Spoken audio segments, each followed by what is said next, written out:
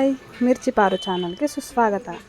ಇದು ನಮ್ಮ ಪಾಪುದು 15 days birthday celebration ಮಾಡಿದ್ದು. ಅಂದರೆ 15 ದಿನ ಕಂಪ್ಲೀಟ್ ಆದಮೇಲೆ ಕೇಕ್ ಕಟ್ ಮಾಡಬೇಕಂತ ತುಂಬ ಹಠ ಮಾಡಿದೆ. ಮಧ್ಯರಾತ್ರಿ 12 ಗಂಟೆಗೆ ಇನ್ನೊಂದು 15 ನಿಮಿಷ ಇದೆ ಅಂದಾಗ ಕೇಕ್ ತರಿಸಿದ್ದು. ಜಸ್ಟ್ ಒಂದು ಪೀಸ್ ಅಷ್ಟೇ.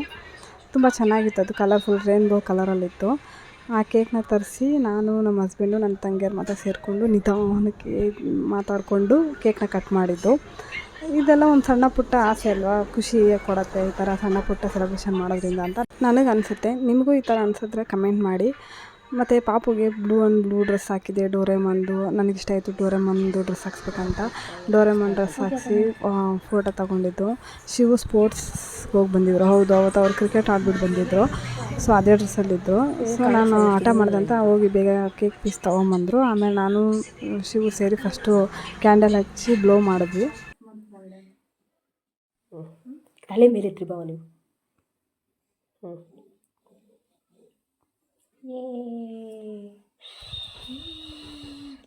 Happy birthday to you.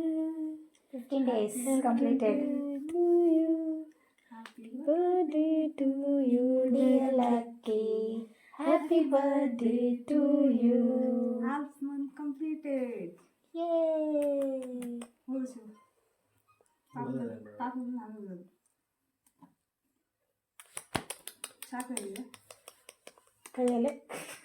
ಅದಾದಮೇಲೆ ಕೇಕ್ ತಿನ್ನಿಸಿದೆ ನಾನು ಶಿವುಗೆ. ಅವ್ರು ನಾನು ತಿನ್ಸೋಕೆ ಬಂದರು, ಬಟ್ ನಾನು ತಿನ್ನಂಗಿಲ್ಲ ಅಂತ ಹೇಳಿದೆ. ಯಾಕಂದರೆ ಅದು ಐಸ್ ಕೇಕ್ ಆಗಿತ್ತು.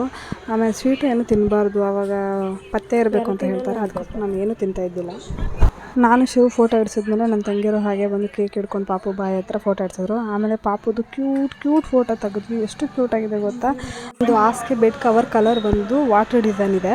ಆ ಡಿಸೈನ್ ಮೇಲೆ ಅವನ್ನ ಮಲಸಿದ್ರೆ ಪಕ್ಕ ಸ್ಕೇಟಿಂಗ್ ಮಾಡ್ತಿದ್ದಾನೆ, ನೀರಲ್ಲಿ ಏನೋ ಸ್ವಿಮ್ಮಿಂಗ್ ಮಾಡ್ತಿದ್ದಾನೆ ಅನ್ನೋ ಥರನೇ ಇತ್ತು.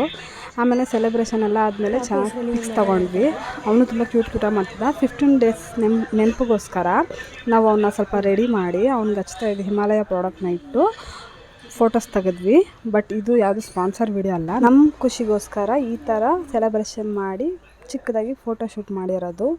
ನಿಮಗೆಲ್ಲ ಯಾವ ಫೋಟೋ ಶೂಟ್ ಇಷ್ಟ ಆಯಿತು ಅಂತ ಕಮೆಂಟ್ ಮಾಡಿ. ಇನ್ನು ಮುಂದಿನ ದಿನಗಳಲ್ಲಿ ಇದೇ ಥರ ಹೆಚ್ಚಿನ ವೀಡಿಯೋಗಳು ನಿಮಗೆ ಬರ್ತವೆ. ಪಾಪುದು 1 ಮಂತ್ 2 ಮಂತ್ 3 ಮಂತ್ ಅಂತ ಸೆಲೆಬ್ರೇಟ್ ಮಾಡಿರೋದು. ಇಷ್ಟು ದಿನ ಯಾಕೆ ನಾನು ಫೋಟೋಸ್ ವೀಡಿಯೋಸ್ ಹಾಕ್ತಾಯಿದ್ದಿಲ್ಲ ಜಾಸ್ತಿ ಅಂತ ಅಂದರೆ ಪಾಪುಗೆ ದೃಷ್ಟಿ ಆಗುತ್ತೆ, ಹುಷಾರಿಲ್ದಂಗೆ ಆಗುತ್ತೆ ಅಂತ ತುಂಬ ದೊಡ್ಡವ್ರು ಹೇಳ್ತಾ ಇರೋರು. ಅದರಿಂದ ಹಾಕಿರಲಿಲ್ಲ. ಬಟ್ ಇನ್ನು ಮುಂದೆ ಆ ಥರ ಆಗೋಲ್ಲ. ಎಲ್ಲ ವೀಡಿಯೋನೂ ನಿಮಗೆ ಶೇರ್ ಮಾಡ್ತೀನಿ. ಯಾವ್ಯಾವ ವೀಡಿಯೋ ನಿಮಗೆ ಇಷ್ಟ ಆಗುತ್ತೆ ಅಂತ ನೀವು ಕೂಡ ನನಗೆ ತಿಳಿಸ್ಬೋದು. ಹೊಸ ಥರ ಐಡಿಯಾನೂ ನೀವು ನನಗೆ ಕೊಡ್ಬೋದು. ಅದನ್ನು ನಾನು ಎಕ್ಸಿಕ್ಯೂಟ್ ಮಾಡೋಕ್ಕೆ ಟ್ರೈ ಮಾಡ್ತೀನಿ. ಅಂದರೆ ಚೆನ್ನಾಗಿರೋ ಕ್ಲಿಪ್ಸ್ ಆಗಿರಲಿ, ಚೆನ್ನಾಗಿರೋ ಐಡಿಯಾಸ್ ಆಗಿರಲಿ, ನನಗೆ ತುಂಬ ಇಷ್ಟ ಆಗುತ್ತೆ. ಟ್ರೈ ಮಾಡ್ಕೊಂಡು ನನಗೆ ತುಂಬ ಖುಷಿ ಆಗುತ್ತೆ. ಮತ್ತು ಇನ್ನೊಂದು ಏನಂದರೆ ಈ ಥರ ಸಣ್ಣ ಪುಟ್ಟ ಖುಷಿಲೇ ನಾವು ಬದುಕಬೇಕಾಗತ್ತೆ. ಇಲ್ಲ ಅಂದರೆ ಯಾವುದೋ ಒಂದು ದೊಡ್ಡ ಖುಷಿ ಬರುತ್ತೆ, ಆ ಖುಷಿ ದಿನ ನಾವು ಖುಷಿ ಪಡೋಣ ಅಂತ ಅಂದ್ಕೊಂಡಿದ್ರೆ ಇಲ್ಲಿ ಸಿಗ್ತಾ ಇದ್ದ ಸಣ್ಣ ಪುಟ್ಟ ಖುಷಿನೂ ನಮ್ಮ ಹತ್ರ ಕಳೆದೋಗುತ್ತೆ. ಸೊ ಇವತ್ತಿನ ಸಮಯ ಮತ್ತೆ ಯಾವತ್ತೂ ಬರಲ್ಲ ಅಂತ ನಾನು ಅಂದ್ಕೊತೀನಿ. ನಿಮಗೆ ಯಾರಿಗಾದರೂ ಈ ಥರ ಸಣ್ಣ ಪುಟ್ಟ ಖುಷಿ ಸಿಗ್ತಾಯಿದ್ರೆ ಅದನ್ನು ಕಳ್ಕೊಬೇಡಿ, ಮಿಸ್ ಮಾಡ್ಕೋಬೇಡಿ. ಅದನ್ನು ಎಂಜಾಯ್ ಮಾಡಿ. ಇರೋದೊಂದು ಜೀವನ, ಯಾವತ್ತಿಗೂ ಇರೋ ಜೀವನನ ಎಂಜಾಯ್ ಮಾಡಿಕೊಂಡು ಖುಷಿಯಾಗಿ ನಗ್ನಗ್ತಾ ಕಳೆದು ಬಿಡಬೇಕು. ಮತ್ತೆ ಈ ದಿನ ಈ ಸಮಯ ಯಾವತ್ತೂ ಸಿಗೋದಿಲ್ಲ ಅಂತ ನಾನು ಅಂದ್ಕೊತೀನಿ. ಶಿವು ಕೂಡ ಅದೇ ಹೇಳ್ತಾರೆ, ಈ ಸಮಯನ ಎಂಜಾಯ್ ಮಾಡು. ಈ ಸಮಯದಲ್ಲಿ ದುಃಖ ಆಗ್ತಿದೆಯಾ, ದುಃಖ ಪಡು. ಈ ಸಮಯದಲ್ಲಿ ಖುಷಿ ಆಗ್ತಿದೆಯಾ, ಖುಷಿ ಪಡು. ಮುಂದೆ ಒಂದಿನ ಬರುತ್ತೆ, ಒಳ್ಳೆ ಸಮಯ ಬರುತ್ತೆ.